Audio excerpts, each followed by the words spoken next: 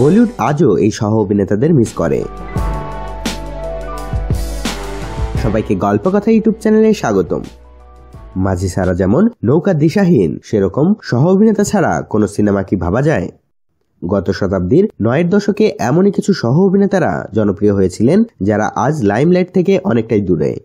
স্মৃতির গলিতে উকি মেরে একবার দেখে নেওয়া যাক এমনই কিছু অভিনেতাদের।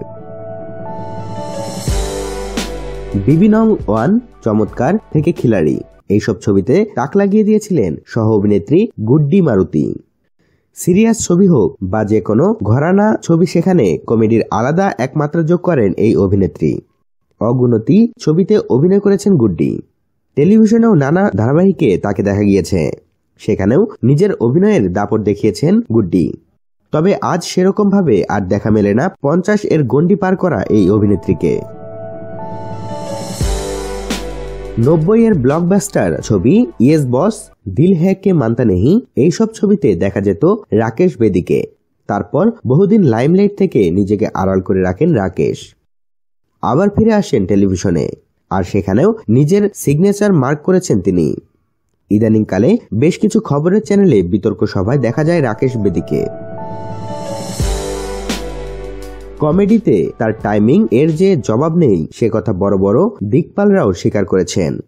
তিনি দীনেশ হিঙ্গু, বাদশাহ, সাজন, বাজিগর এই ছবিগুলোতে তার অভিনয়ের প্রশংসা আজও দর্শকরা করেন। আন্দাজ আপনা আপনার রবার্টকে বোধহয় সকলের মনে আছে।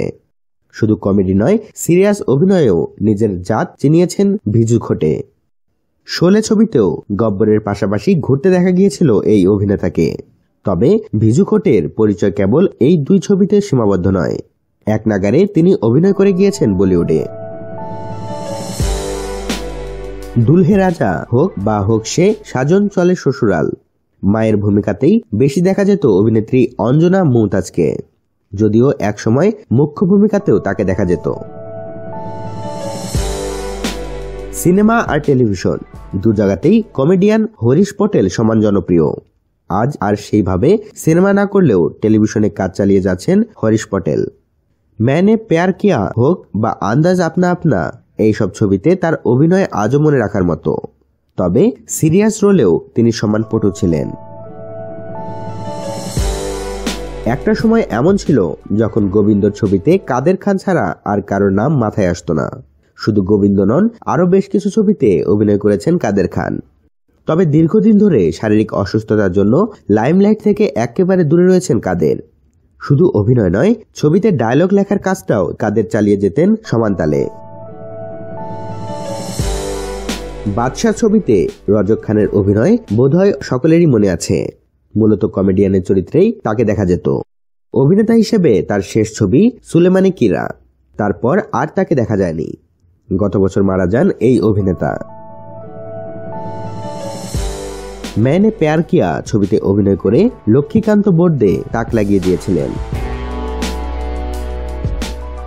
90 সালেই তিনি তারকা, আর সেই সময় বলিউডের বেশিরভাগ ছবিতে জোহরা সেগালকে দেখা গিয়েছে ঠাকুমার চরিত্রে। পদ্মশ্রী আর পদ্মভূষণের মতো সম্মানেও ভূষিত হয়েছেন তিনি। 2014 সালে মারা যান এই অভিনেত্রী।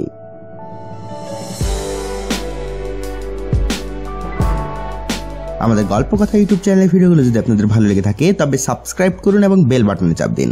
ধন্যবাদ।